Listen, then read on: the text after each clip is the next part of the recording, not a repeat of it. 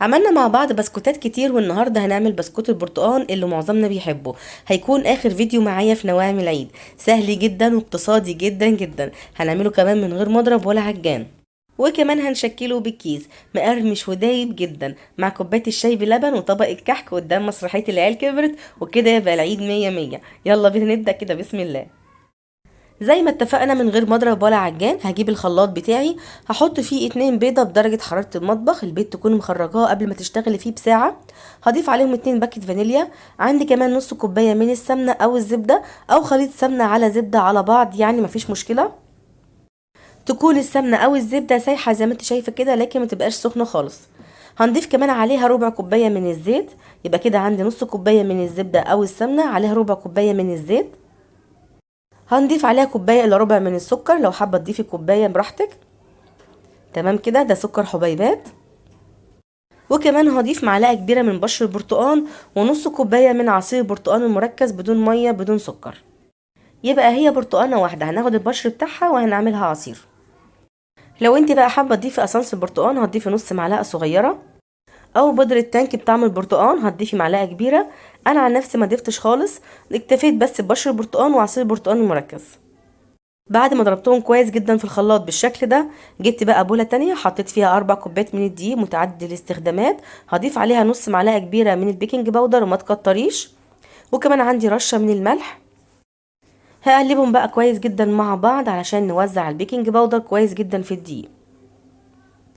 يبقى المقدار بتاعي على 4 كوبايات من الدقيق، يعني نص كيلو من الدقيق. لو انت حابة تضاعفي الكمية هتضاعفي كل حاجة. ننزل بقى بالخليط بتاعنا بعد ما ضربناه كويس جدا زي ما انتوا شايفين كده، من غير بقى مضرب كهرباء ولا عجان ولا تضربيهم بايدك، الموضوع مفيش اسهل منه. وبرده مش هعجن بايدي خالص، بالمعلقه هخلص كل حاجه. زي ما انتوا شايفين كده بنقلب كده بالمعلقه كويس جدا لغايه ما يختفي معايا الدقيق كله ويتشرب. عايزه اقول لكم ريحه عصير البرتقال مع البشر تحفه من قبل ما يستوي. انا بحاول اهو ما افصلش الكاميرا. شايفين العجينه لينه جدا، بحاول بس اتاكد ان مفيش اي دقيق خالص متبقي تحت، وان كل الدقيق اللي معايا اتشرب اهو. شايفين عجينة طرية جدا وبتلزق، لكن ما بتسيبش اثر خالص في الايد. العجينة دي طبعا مناسبة جدا للكيس. لو انت بقى عندك مكنة البسكوت هتضيفي نص كوباية دقيق او كوباية الا ربع حسب احتياج العجينة. شايفين؟ انما دي احنا هنشكلها مع بعض كده على الكيس، فلازم طبعا تكون العجينة طرية بالشكل ده علشان ما تقطعش الكيس وتمشي معاكي بسهولة. شايفين؟ بصوا ما لزقتش في ايدي، لكن في نفس الوقت هي عجينة طرية جدا. هجيب بعد كده الكيس بتاعي وهحط فيه كمية مش كتير علشان الكيس ما يتقطعش مني واعرف اشكله بسهولة اهو. اهم حاجة نخرج الهواء كويس جدا من الكيس علشان تطلع معايا البسكوتة كده مظبوطة ومش متقطعة اهو. شايفين كده انا بخرج الهواء. واستخدمت قمع المشط اللي استخدمناه قبل كده في بسكوت النشادر. نبدأ بعد كده نسمي الله. وعندي بقى اي صينية الومنيوم وما دهنتهاش اي حاجة خالص، ونبدأ نشكل زي ما انتوا شايفين كده اهو. نبدأ مع بعض اهو، ما تخليش ايدك تسبق البسكوته علشان ما تتقطعش منك ويكون شكلها وحش. وبقطع بالسكينه كده وبسوي النهايات كويس قوي اهو. تمام. شايفين العجينه مظبوطه جدا، لا هي متماسكه قوي ولا هي طريه قوي. بالسكينه كده بقطع وبسوي كويس قوي الاطراف علشان تديني شكل حلو ما تبقاش محروقه في الفرن اهو. شايفين؟ حاولي بقى على قد ما تقدري تخليهم كلهم نفس الطول، طبعا ده هيفرق معاكي جدا في الشكل في الاخر اهو. زي ما عملنا كده في فيديو بسكوت النشادر، لو اي بسكوته طلعت معاكي معوجه كده او مش عاجباكي شيليها على طول واعملي مكانها. وطبعا ما تنسيش في الوقت ده الفرن عندي سخنه على 160 درجه حراره هاديه، لازم تكون سخنه قبل ما ادخله.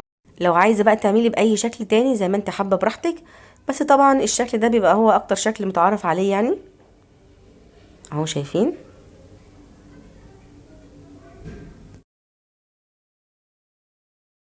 كده تمام. بمجرد ما اخلص الصاج بتاعي او الصينيه هدخله الفرن على طول، لان البسكوت ما ينفعش يستنى خالص على الرخامه. زي ما اتفقنا على 160 درجه حراره هاديه.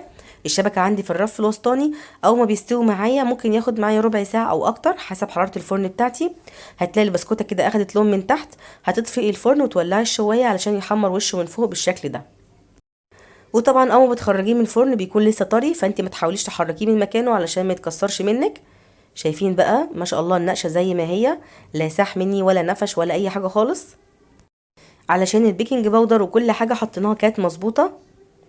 نسيبه بقى يهدى خالص كده في مكانه، وبعد كده نرجع علشان نحطه في طبق التقديم. شايفين بقى ما شاء الله السوا مظبوط. البسكوت لازم يستوي في نار هاديه علشان يقرمش معاكي، انما بقى لو نار عاليه هيستوي بسرعه وياخد لون بسرعه، لكن مش هيبقى مقرمش خالص. وعمل لي كميه حلوه جدا من نص كيلو دقيق ما شاء الله. ممكن تعملي نص كيلو من كل نوع احنا عملناه، هتبصي تلاقي عندك كميه كبيره وكذا صنف عملتيه. تعالوا بقى كده اوريكم قد ايه هو مقرمش. هكسر لكم كده واحده. شايفين بقى النقشه بتاعته ما شاء الله تحفه، لا ساحت ولا راحت ولا اي حاجه.